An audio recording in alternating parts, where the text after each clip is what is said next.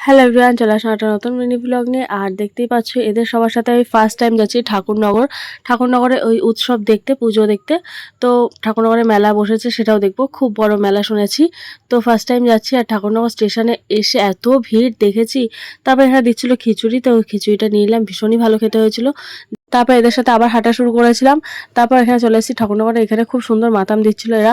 আমি first time দেখছি, সবকিছু আমার কাছে নতুন লাগছিল। আমি কিছু বুঝতে পারছিলাম না এখানে কি হচ্ছিল না হচ্ছিল।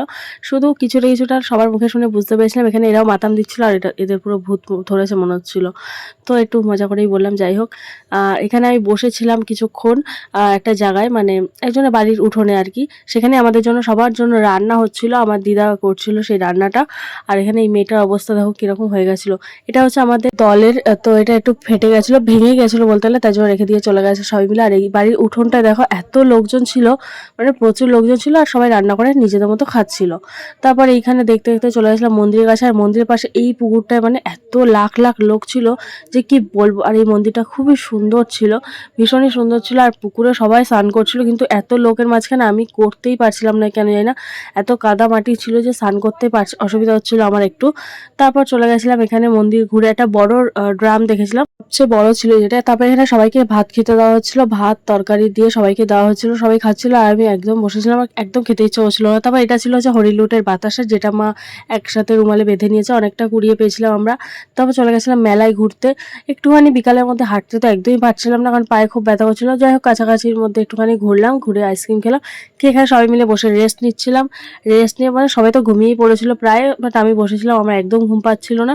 তো আমি শুধু বসে বসে একটু রেস্ট নিচ্ছিলাম, গরমে ঘেমে গেছিলাম। তারপর সন্ধ্যাবেলা আমরা এখান থেকে বেরিয়ে পড়লাম। বেরিয়ে দেখো মেলাটা কি সুন্দর লাগছে, ট্রেনে করে যাচ্ছে। আর ঠাকুরনগরের মেলাটা কি দারুণ যে লাগছে। আর এতে ফার্স্ট টাইম আসলাম, বাট এসে ভীষণ ভালো লাগলো। হ্যাঁ, একটু গরমে কষ্ট হচ্ছিল, কিন্তু তাছাড়া সব কিছু ভালো লেগেছে, ভীষণ মজা করেছি। আর তারপর এখানে চলে গেছিলাম বনগাঁয়, একটা আশ্রম টাইপের ছিল। তো এখানে একটু ঘুরে ঘুরে বসে দেখছিলাম, স্নান করেছি এখানে এসে পুকুরের জলে, আর ভীষণ ভালো লাগছিল ফ্রেশ হয়ে। তারপর এখানে সবাই ঘুমিয়ে পড়েছে, আর আমি একা জেগেছিলাম, সবাই ঘুমিয়ে পড়েছিল।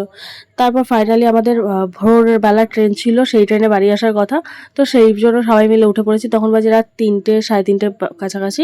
তারপর চলে আসলাম স্টেশনে। আর স্টেশনে এসে ট্রেন ধরে বাড়ি চলে আসলাম।